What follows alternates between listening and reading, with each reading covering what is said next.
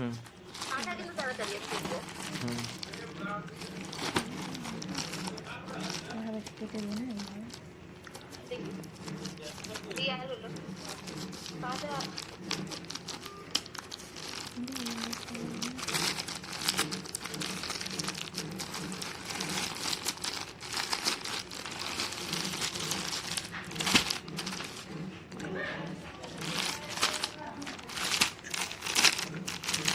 ভালো করে করো।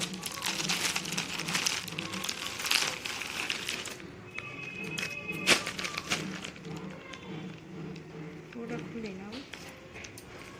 প্যান দিয়েছি কি আবার না, প্যান দিয়ে শুরু করে গেছে।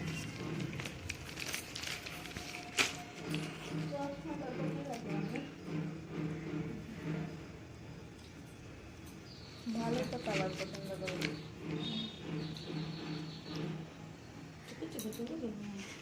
কালারটা ভালো।